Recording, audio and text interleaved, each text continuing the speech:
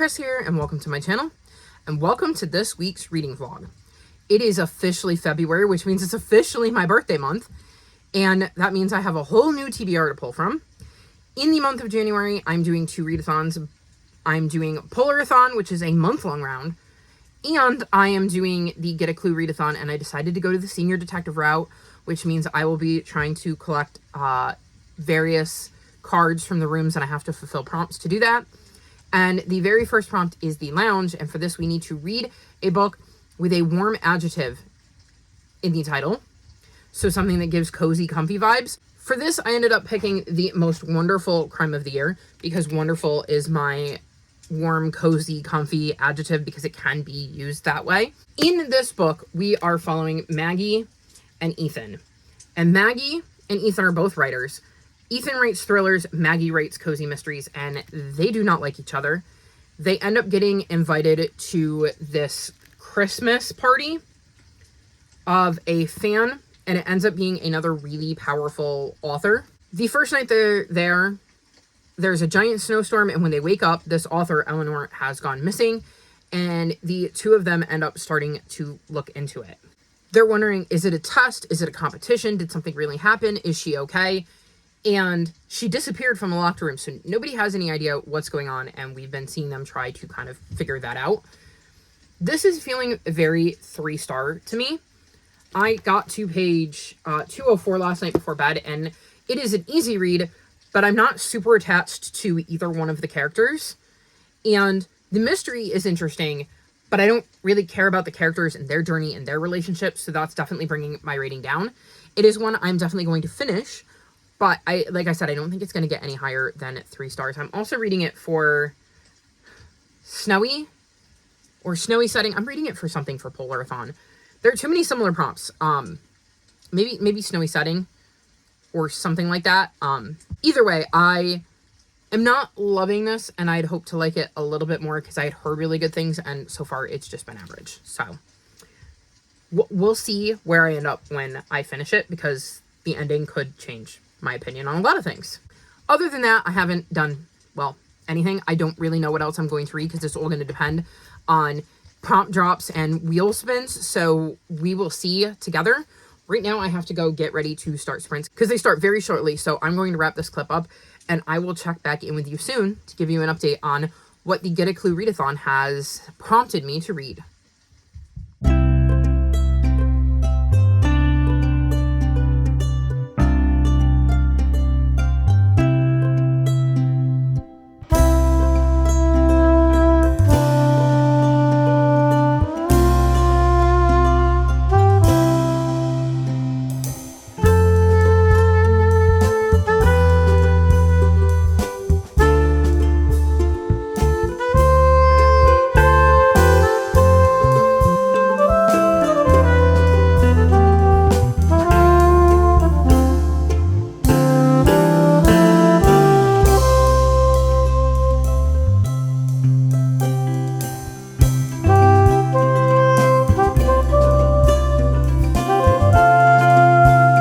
So it is 12:30 in the morning on the 6th, and I'm finally sitting down to check in.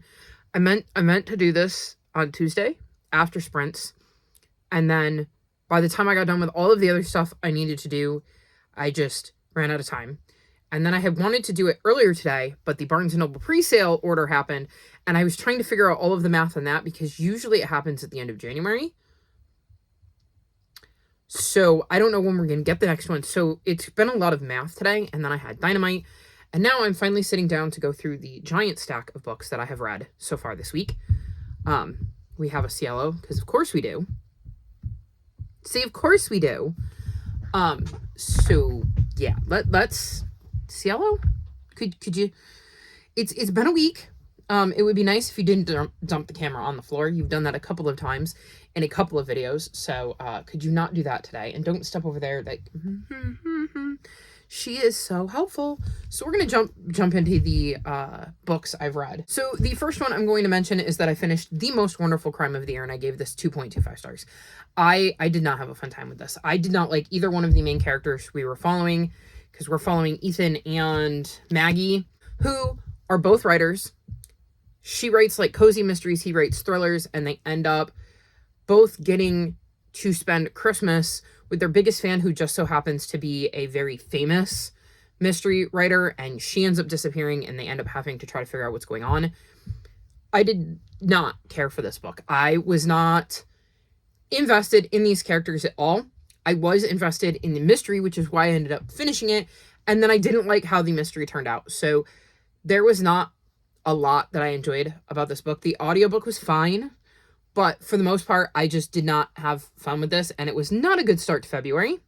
Then I read Death on the Danube, and I gave this 3 stars. So in this book, we follow Lana, who is a recent divorcee who has been down on her luck, lost her job as an independent journalist, I believe, when somebody she reported on sued her and her source wouldn't come forward, so she couldn't prove that her claims were true. And she's been kind of struggling ever since between that and the divorce. And her landlord is this woman named Dottie. And Dottie runs Wanderlust tours. And one of her tour guides ends up in the hospital, so she asks Lana if she'd be willing to go and fill in for this tour guide in Budapest in exchange for like a couple of months free rent. And Lana ends up agreeing to go. And once there meets a very eclectic group of individuals who are on this tour. And then her fellow tour guide ends up dead, and she's got to get to the bottom of what's going on while being so far away from home. And also, did I mention, it's like right after Christmas. I felt like it took an extraordinarily long time to get to the murder, and I don't love when I'm reading a cozy mystery and I spend half the book waiting for the murder to happen. So that brought my rating down. Most of the characters were either really easy to rule out or really unlikable.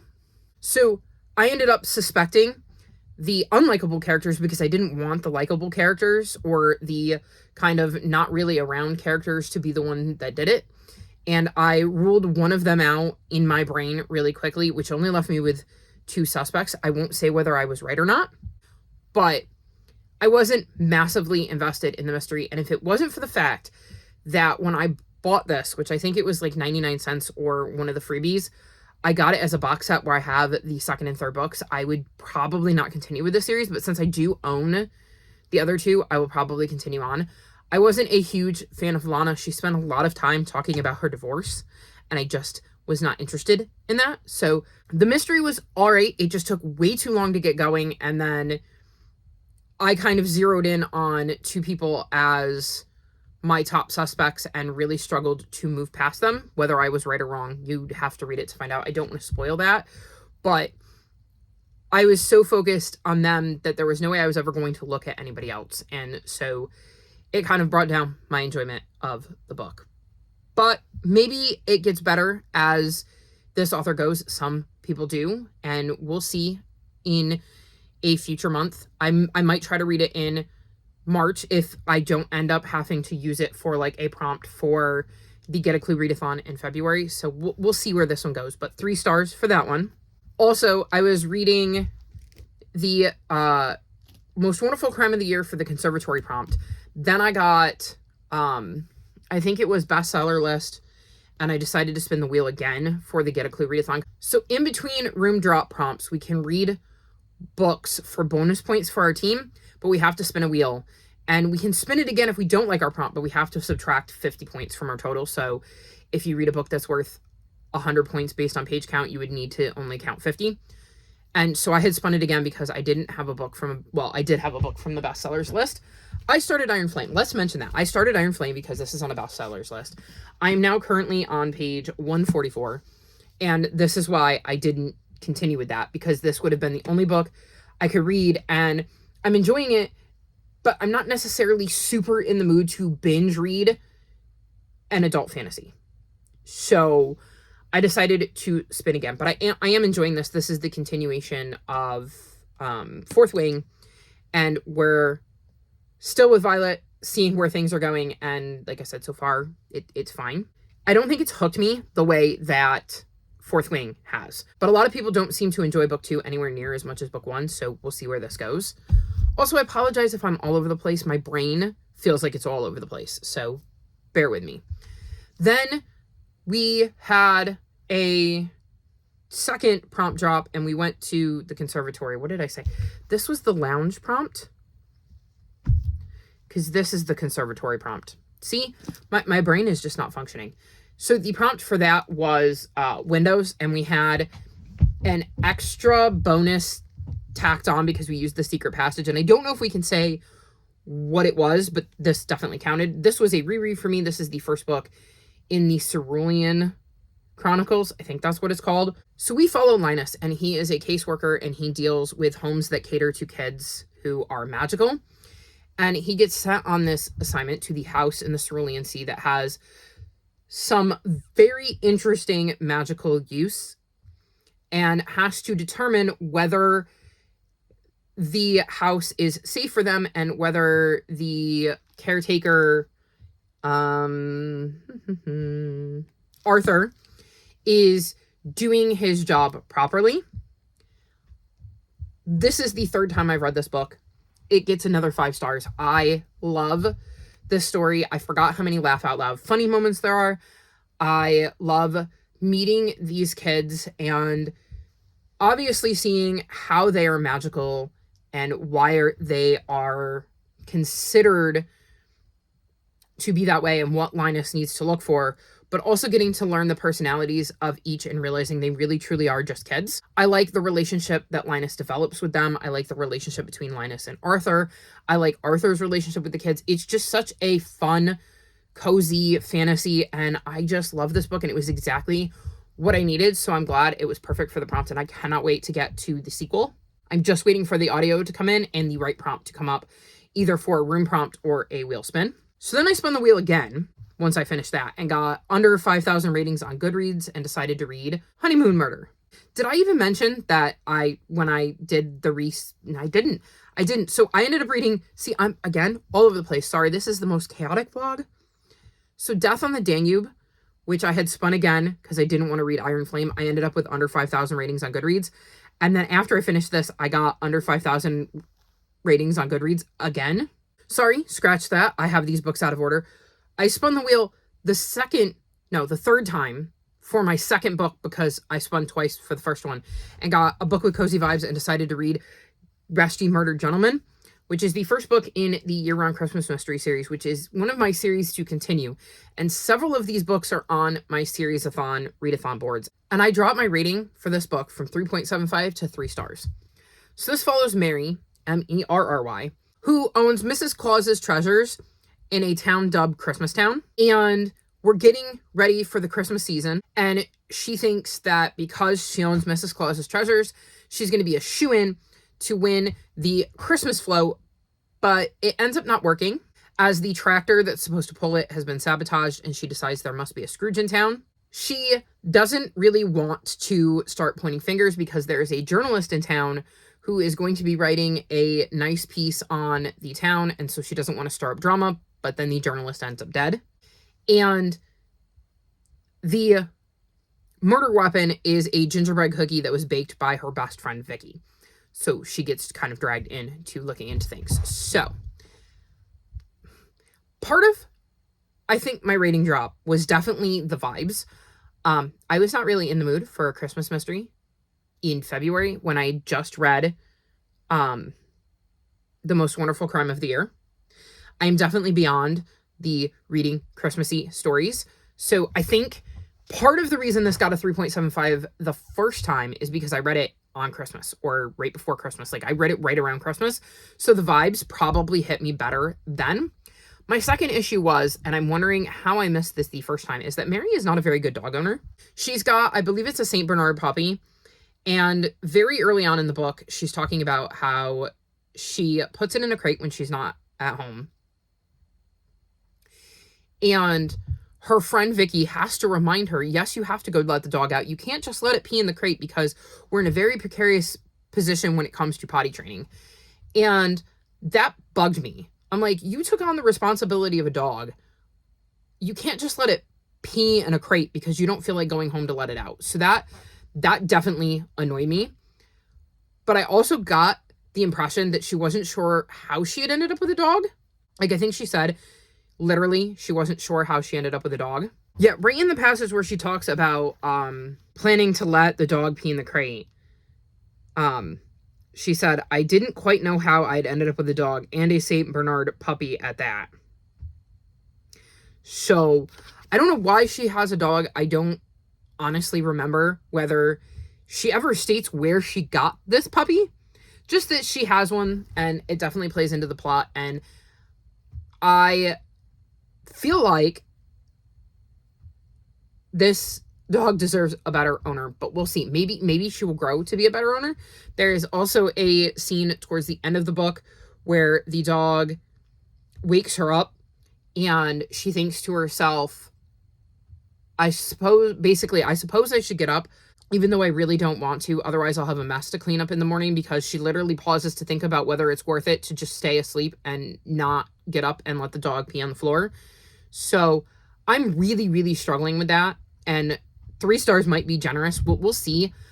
I'm hoping she's just a very inexperienced dog owner and will grow to be a better dog owner in the future.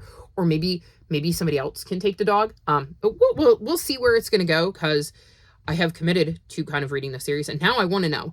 I want to know if the way she treats this dog continues throughout the books. So we're going to see where this series goes. I wasn't massively invested in the mystery.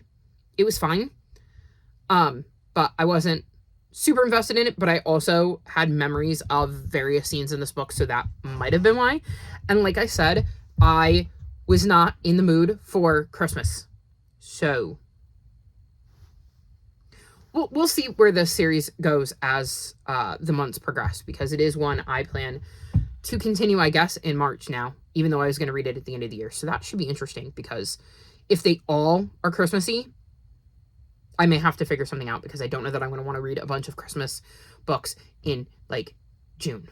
So we'll see where this series goes. Not my favorite, that's for sure, and definitely liked it less on reread. Then I spun and got a book involving secrets or investigations, and I picked up Fire and Ice. This is the second book in the Warrior series, and I gave this 4.5 stars. This was brilliant. This was exactly the book I needed. I keep reading books that I'm not loving, and then picking up a reread and going, oh, so good. I mean, except for the last one, because that was also a reread and I didn't enjoy that. But this is one of my favorite series, so I was expecting this to get a high rating. So in this one, we're continuing to follow Fireheart and see how he continues to adapt living with the Wildcats and adapting to clan life. And there are so many secrets in this book that it fit the prompt perfectly, so it was like perfect timing. And then I finished this Monday night. And Monday, I had a panic attack. And when I got done having the panic attack and calming down, I curled up and read this. So again, perfect timing on the whale's part, perfect timing on my part for deciding to read it and pick it up. So it ended up being really, really nice. Again, exactly the right timing with the exact right book. And I had so much fun with this one. I am still loving the journey. It was really interesting to see which things happened in this one, because there was a lot of things that happened earlier in the series than I thought they did. So it has been really, really fun getting to see all of that play out. And this might not be the last Aaron Hunter book you see in this vlog. Just saying. Then I had to read a book with a journey. And I ended up reading Sabotage on the Solar Express. So, originally, I was going to read P.S. I Hate You, because it says, in the splendidly bittersweet romantic comedy, enemies forced together by a mutual loss are led on a cross-country journey toward a second chance. I was like, perfect. This book was due back to the library on the 27th. This prompt is absolutely perfect for it. I'll read through this. And then I opened it up, and the first thing I saw was an author's note that says, this book deals with emotionally difficult topics, including child neglect, verbal and physical abuse, a car accident, suicidal thoughts, miscarriage, loss of a loved one, anxiety, and potentially unhealthy relationships with food. And I went, okay, I don't know that this book is going to be for me. And then on the second page of this book, our main character, Maddie, says they're not okay. And the top reason is because their brother died 3 months before his 30th birthday. And I just went, On top of everything else in this book that I would struggle to deal with, it's going to involve grief of losing somebody way before their time in what's probably going to be tragic circumstances. And with everything that happened with Liam, I can't. So I decided I'm just going to return this to the library. It's not the book for me. I also heard, I don't know whether it was in a review or something, that somebody thought it was smutty just for the sake of being smutty. Like, they did not enjoy the way it was smutty and how the smut played out. And it was somebody that I got the impression liked smut in their books. And I don't like spicy scenes. So I just think that's not for me. And I'm just not going to read it. So I went with this one because this also has a journey in it. And I ended up giving this 4.5 stars. So very good choice, Chris. This is the 5th book in the Adventures on Train series. And in this series, we follow Hal, who goes on adventures on trains with his Uncle Nat. And in this one, they end up going to Australia, where they meet up with some characters they've met in previous books who are involved in this particular train journey. And I don't want to say why, because I don't want to spoil book 2. But there are characters they meet in book 2 that are going to play a part in this one. And one of the things they're doing is getting to go on the very first journey of the Solar Express, which was designed by a 14-year-old named Boaz. But as the journey gets underway, they realize the train has been sabotaged, the journey has been sabotaged. So Hal and Boaz, with the help of some others on the train, including a familiar face, have to try to figure out how to undo the sabotage. I really, really enjoyed this one. I liked getting to see some familiar faces pop up. I liked getting to learn more about this train because it is a solar train and is working on being a cleaner version of a train. And trains, according to this book, are actually one of the best ways to travel if you're trying to do the least amount of damage to, like, the atmosphere. But in this one, this 14-year-old kid is working to make it even cleaner. And I really liked learning about that aspect. I'm happy that Hal is back on a train. In book 4, there was a train involved, but he wasn't riding a train, and that brought down my enjoyment because I like the adventure of being on a train. I did not, in any way, shape, or form, figure this one out. Not even kind of, sort of, like, completely bamboozled me. Never saw the ending coming whatsoever. So I absolutely loved this. I had such a great time with this. And I was hoping that whatever I spun would allow me to continue the series. It didn't. But I look forward to reading book 6, which is the most recent / final book in the series. And I cannot wait. Like, seriously cannot wait. Then I spun and got under 5,000 ratings again. So I went with Honeymoon Murder, which is the 3rd and final book in the Honey Bear Cozy Mystery series. And I gave this one 4 stars. This follows Murphy and George. And George is autistic, so we have autistic rep there. And in this one, George is headed home after visiting his cousin. And his elderly dog, Bumble, kind of walks away from him. And as he goes after his dog, they stumble across a body. And so George and, by extension, Murphy get once again involved in another murder case. I really like George. I like getting to see how he processes things as somebody who is autistic. We're obviously different because not all autistic people are exactly the same, but it is so comforting to see somebody who deals with some of the same things I do and who would understand me even though we're different. And it is awesome to see the amazing support system he has, and reminds me that there are people out there who would be supportive around me, even though my brain works differently. I love his relationship with Murphy. I love the kind of supporting cast that was built around these characters. I think the mystery was interesting in this one. Like, I really struggled to figure out who did it because everybody that was kind of involved with the victim seemed to be a plausible murderer. So I thought that was kind of interesting. But I think for me, the thing I love most about Dahlia Donovan's works, and this would be the 3rd series I've completed by her, is the characters and the relationships and getting to see that diversity rep. So I had a really good time with the series and would highly recommend Dahlia Donovan if you're looking for some autistic rep, because I've now read 4 different series and all of them have autistic rep. One of the main characters is autistic. In this one, it was obviously George. In Grasmere Cottage, it's got 2 POVs, kind of like the series, and one of them is autistic.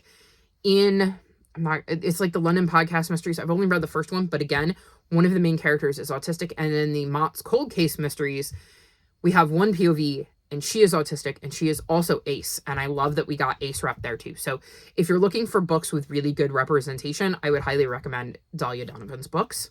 Then I spun the wheel again and managed to get books set in the past or future.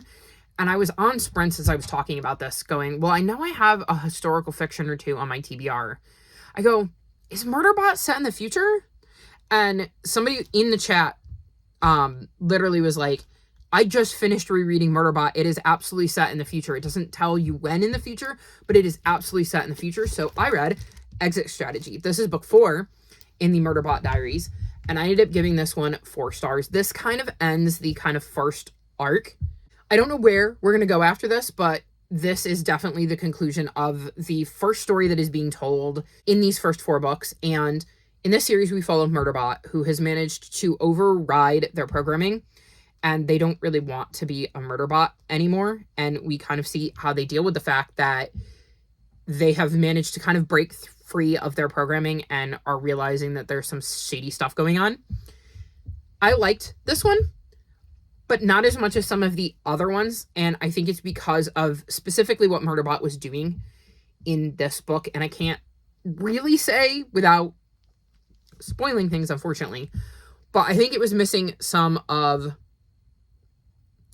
the vibes that I really liked with the others because of, again, what Murderbot is up to in this one. It's really hard to talk about, but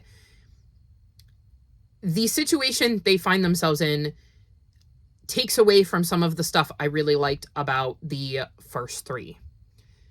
And I think that's what brought my rating down a little bit, but it leaves in a place where I'm curious to see where things go. And if a few little lines at the very end are signaling where we're going in book 5, so I cannot wait for March, where I will continue catching up on the series, because it's one of the ones I want to catch up on in 2025. So I'm still enjoying the series. I just didn't enjoy this one quite as much because of circumstances of where Murderbot found themselves in this one. Again, very hard to talk about the 4th book in the series in a way that doesn't spoil things for the first 3 or this one. So once I finished that one on sprints, I spun the wheel again because we're still waiting for room 3 to drop, and I got one word title. I have Valor on my TBR, and I went, no. So I picked up Hollow, and I was going to read this for romance for the Read Queer All Year Challenge that is hosted by Kathy, who is one of the hosts of the Queer Lit Readathon. And she comes up with prompts every month. So 4 prompts every month, except for June and December, because in June and December, we have a full round of the Queer Lit Readathon. So instead of giving us 4 prompts that month, she gives us a bingo board. So one of the prompts this month was romance, and I realized I had this one. So this is obviously a graphic novel, and it's a Sleepy Hollow retelling. And we're following Izzy Crane, who has just moved to Sleepy Hollow. And she ends up getting pulled into a mystery with Vicky Van Tassel, whose family is really well known when it comes to the Sleepy Hollow mystery, because this town is like the Sleepy Hollow from Sleepy Hollow legend. And they team up with a prankster named Croc. And Vicky is very, very tired of having to do all of these different things in the town involving the legend. She just wants to be Vicky, not Vicky Van Tassel. And they end up meeting the Headless Horseman and find out that there is a curse on Vicky's family. And so Vicky, Izzy, and Croc set out to try to break that and protect Vicky during this Halloween season. And I gave this 4.5 stars. I loved it. I had such a good time with this. I loved seeing Vicky and Izzy's relationship develop. I liked the levity Croc added, given he is a prankster. I thought the art was really cool.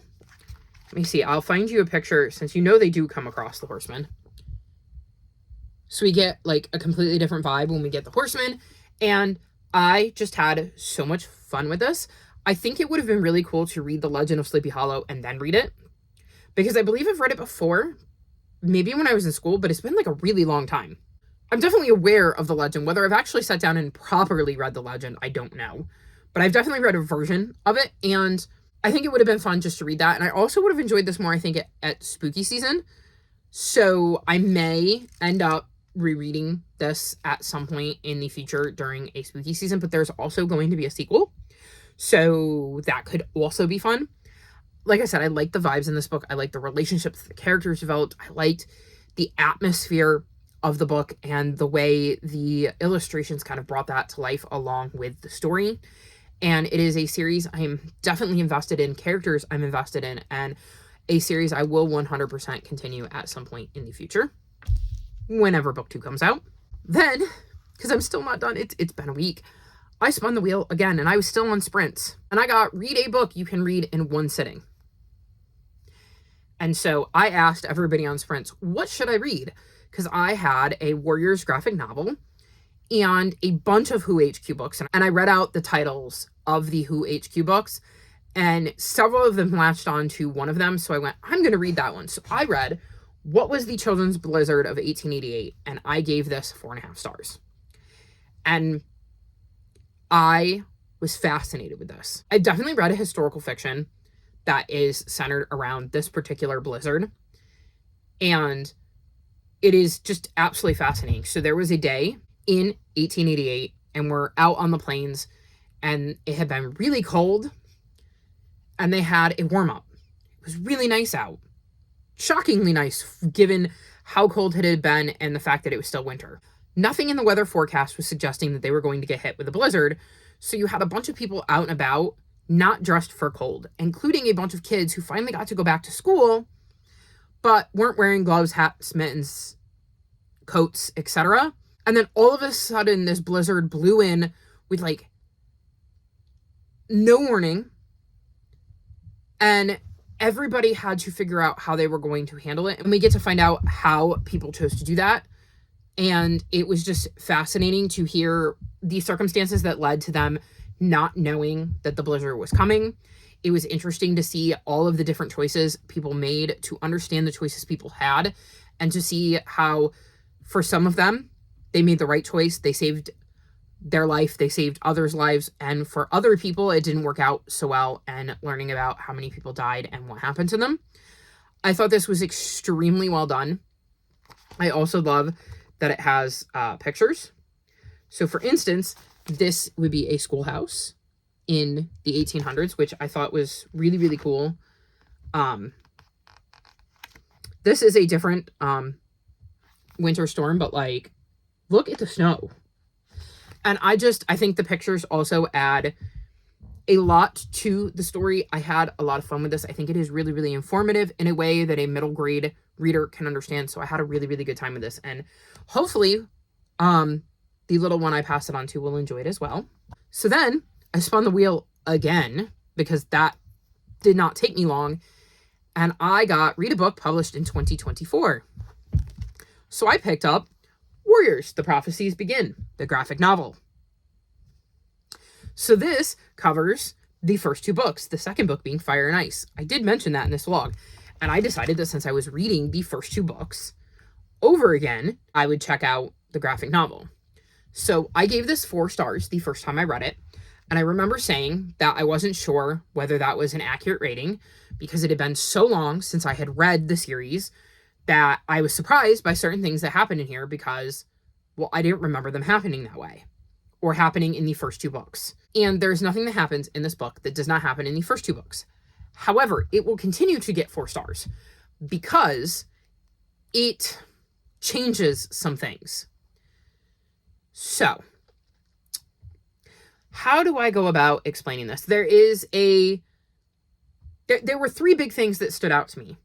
There is an interaction that Fireheart has with a cat early on in his journey that is not a cat he was talking to in the first book. it is a different cat. And while the cat that he actually has that conversation with is mentioned, and I believe might even be there in that scene, for some reason they decide to go with a different cat who wasn't there for that scene. So I don't know if I'm explaining this well. So basically Fireheart ends up bumping into two cats in this book. And in the other book, he only bumps into one of them. The second one isn't there, as far as I remember. And he certainly didn't have the conversation he had with character number 2 in the first book in the series. He had it with character number 1, and in this one, they have him have it with character number 2. And that was my big complaint about the first half of this book. But that was minor. I'm like, okay, I can get around that. Then we go on to Fire and Ice, because this encompasses, like I said, the first 2 books. And in Fire and Ice, there is a character that Fireheart is supposed to interact with that plays an important role in his story, and that character is nowhere to be seen. And I'm very, very confused. Because I don't know how they rectify that in the second graphic novel, which is supposed to encompass books 3 and 4, because this thing needs to have happened because it's going to play a big role in books 3 and 4, because I know things. So that bothered me. And then on top of that, there are things that play out with Fireheart and a character that play out in a different order. They like completely erase something that happens, so it changes a thing with the other character and a third character,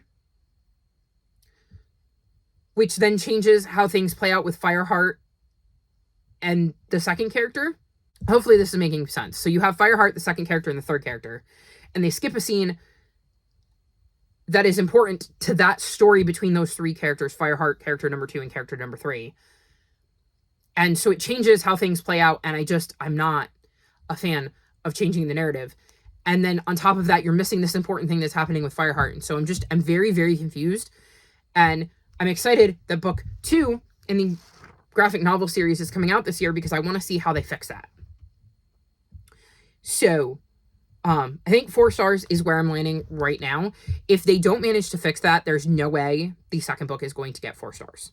So I'm really surprised that Aaron Hunter approved this, because it does mention at the end, let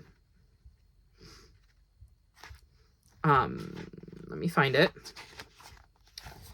So we have like a drawing with the authors, and it said they make a list of scenes that will happen, and then they show that list to Aaron Hunter, and with her and our editor's approval, they can start drawing things. And I'm like, I don't understand why it was approved, because those are 3 very obvious things. And like the first one doesn't matter quite as much because it doesn't really change anything, but the other 2 are really big. And I don't know where we're going to go with that. So we'll see. It's going to be very, very interesting to see where this goes. Also, I believe at some point in here, and I don't now remember where, I definitely spun stuff I decided I didn't want to read. Like I spun bestseller list again, and so I took 50 points off. I think it was one of the graphic novels, and I'm pretty sure I've done it a third time, but I don't remember the prompt now off the top of my head. Like it's been a long week. Have you seen how much I've read in 5 days? So then after I finished the Warriors book and realized I still didn't have a new prompt drop for a room, I spun the wheel and I got book with an academic setting or something like that, like basically like a school setting. And so I picked up The School for Good and Evil: Quest for Glory, thinking this was going to kind of fulfill that. But I don't feel like we're at school, because quests. So I feel like we're out on quests and not really at school. But I have made it to page 172, and this was really easy to pick back up. I feel like I remember enough of it, and I was worried I wasn't going to because it's been a minute since I read the first 3, but I am definitely picking this back up enough that I feel like I'm invested, and I'm curious to see where this is going, and we're going on a quest, and I'm invested. And this now involves like King Arthur and is like a kind of Camelot retelling. So it is quite interesting so far and has definitely piqued my interest. So with that being said, I didn't spin the wheel again. I did have another book on my TBR, and that is Two Roads. So in this one, we're following Cal, who is 12, and it's 1932, and he and his pops have been riding the rails. They lost their farm in the Great Depression.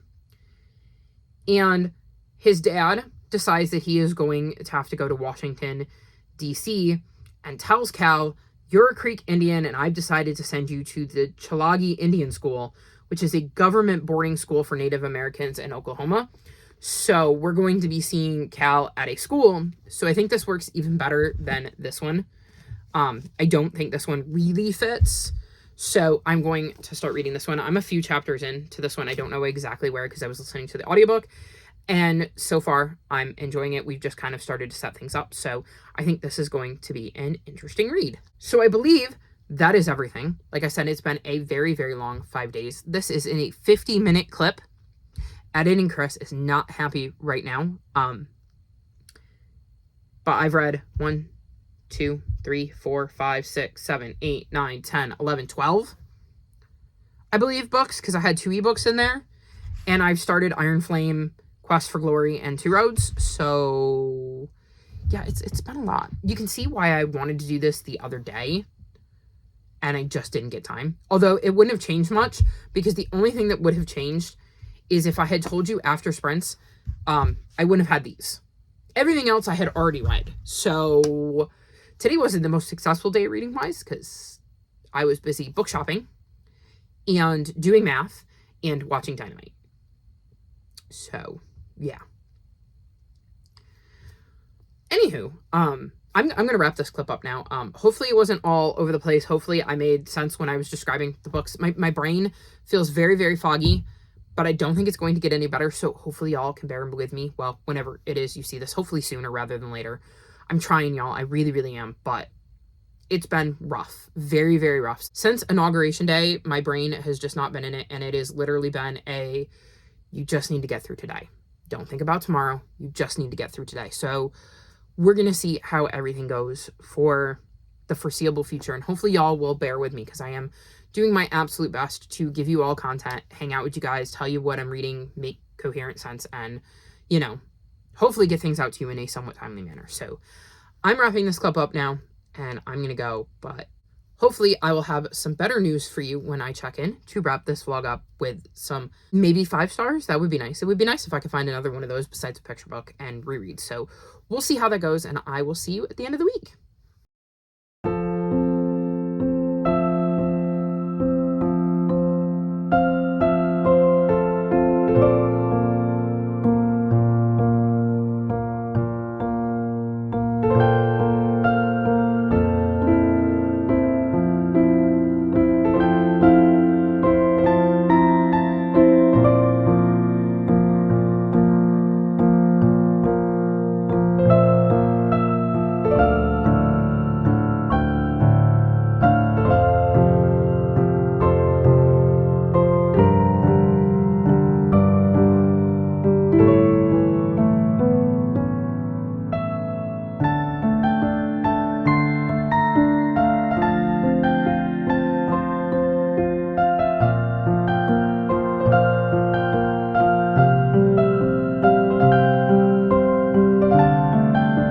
So it is the 8th, and that means it is time to wrap this vlog up. And look who is here all ready to film tonight.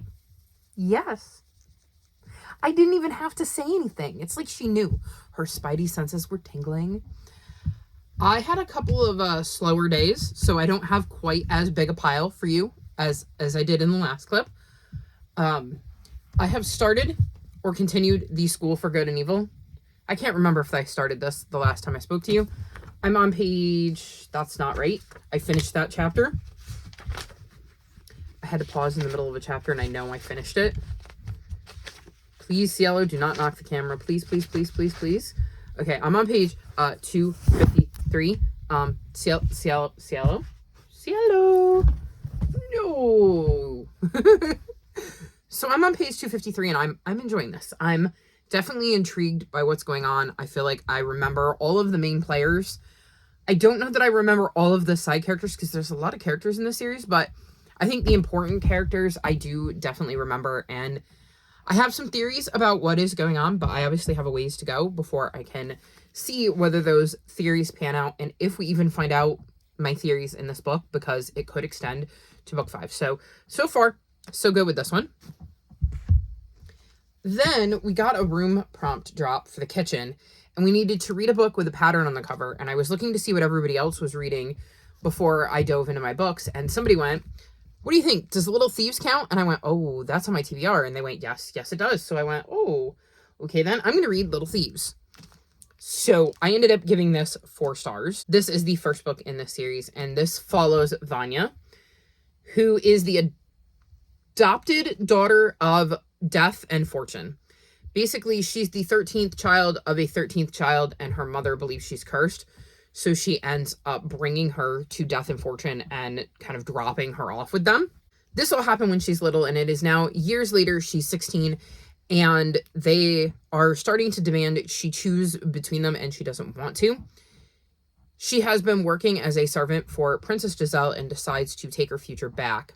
And the way she goes about doing this is essentially stealing Giselle's life for her own. Giselle is left penniless, while Vanya gets to be a princess and a thief and kind of live the best of both worlds.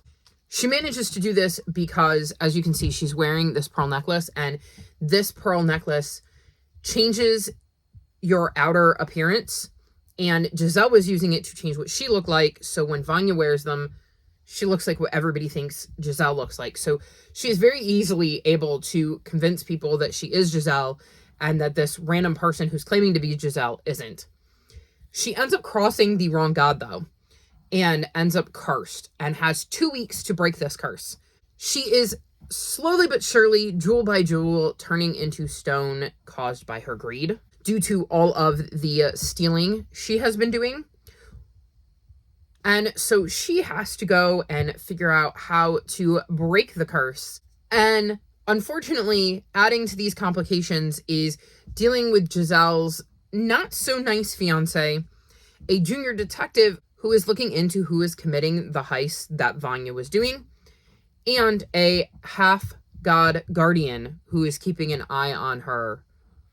And just so much happens in this book. I really liked Vanya. I thought it was interesting to find out her motivations, what made her tick, why she was making the choices that she was. I really liked these side characters that she ends up interacting with and how they play a role in her story. There are a lot of fun elements in this series. Like I said, we have Vanya, who is trying to break this curse while pretending to be Princess Giselle and having to deal with this fiance that has now shown up and he's a jerk, and trying to juggle that with the curse and not letting anybody know that there's a curse as she's breaking out in jewels. But also it makes it harder to disguise herself because the pearls don't hide the jewels.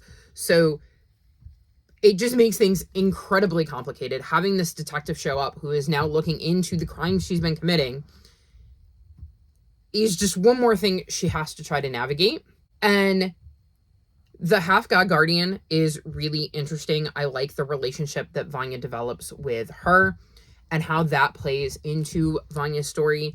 There are a lot of things that happen in here, like lots of twists and turns that I didn't see coming, and I like the way everything kind of played out and factored into things.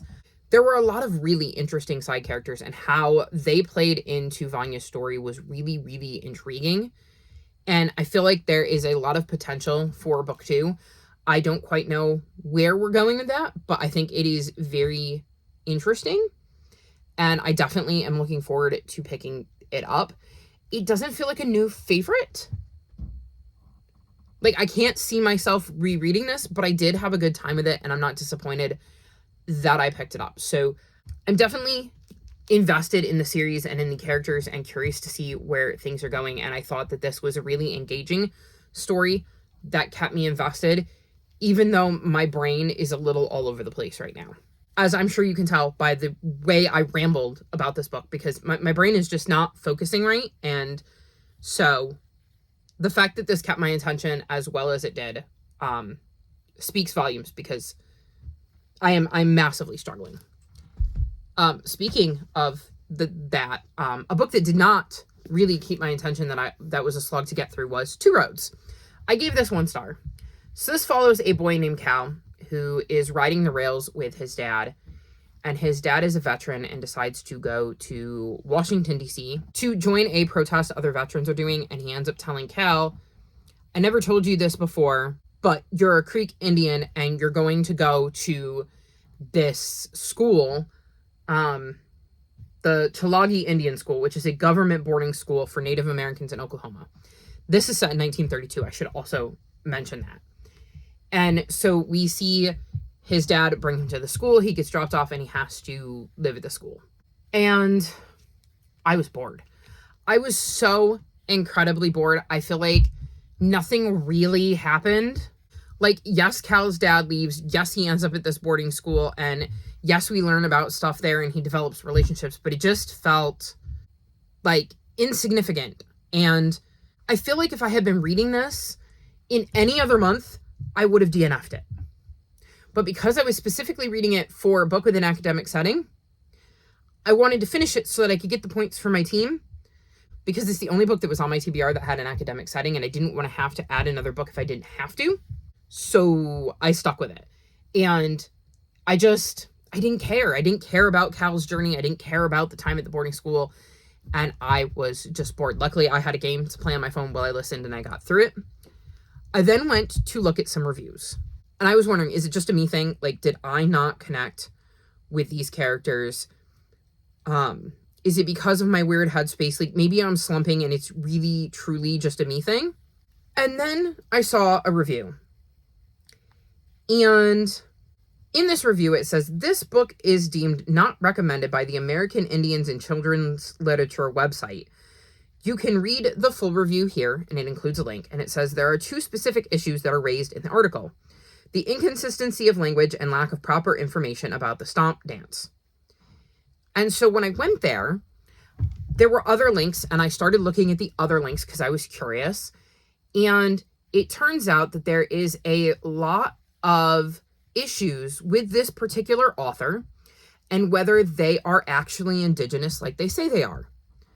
And so I did a Google search and looked to see if there were like a news article, like if I could find more sources for this. And I found an article from a paper that does indeed talk about the fact that the Indigenous community is not happy with this author, does not think he is writing things accurately, and that there is a lot of issues with him and whether he is truly Indigenous, whether he's writing things accurately, and that obviously did not play into my enjoyment of the story and the slog that I felt like this book was, because I felt like nothing really of any importance happened. However, it definitely did not help. Like, I think my rating dropped because of this, because it just kind of soured me, because I was like, okay, so that means some of the stuff in here might not even be accurate. And I was very turned off by that. I have another book of his on my TBR, Res Dogs. I will be unhauling that because I am feeling like if the Indigenous community is saying, like, you're not writing this stuff accurately, you are claiming you're Indigenous and we feel you are not. And just the tone of the article, I'll try to remember to link the article I read in the description below, because it does have quotes from the author and gives more background on what the Indigenous community is saying, so you can kind of read it for yourself. I just was not into this, and it soured me even more. So I would not recommend this. It does not seem like it is recommended by the Indigenous community, and I'm, like I said, I'm going to be unhauling Res Dogs too. So I have now finished this. I at least got the points for it. I did not mark the author as BIPOC, because we do get bonus points for reading books by BIPOC authors, and I just did not feel comfortable marking it that way. So I didn't want those points, because I don't know if he is or he's just saying he is. So I'm kind of done with that. And that was everything. That was everything I've read since I last checked in, which you can see the difference. I had counseling yesterday, and that was rough. It was a lot, because I had to fill her in on how badly I've been feeling, and I tried to be open with her about it. Like, I am definitely depressed. I'm very, very anxious. I am massively struggling, and it just led to a lot of not wanting to do much, hence the not reading. And no offense to either of these 2 books, but they're just not what I would necessarily be reaching for. So this is interesting, because I'm still trying to continue with the readathon, and I don't plan to change that. But it is kind of interesting that I'm now switched to a headspace where it's like, I'm looking at the books I want to read, and I keep hoping that a prompt will come up that will allow me to read them. So that's going to be interesting. I did end up spinning the wheel again, and I will give you a sneak peek for next week's vlog. The prompt I got was to read a book with a recipe in it. So the book I'm about to pick up next has a recipe in it, and that should be interesting. So sneak peek for next week's vlog. If you want to know what I'm reading there, you'll either need to catch me on my sprints, assuming I read it on sprints, or watch next week's vlog. But that's going to be all for this week's vlog. All of my social media is going to be linked in the description below if you'd like to come chat with me. If you've made it this far in the video, leave me crown emojis since we have a boy wearing a crown on this cover. Like this video and subscribe to my channel, and I'll talk to you next time. Bye!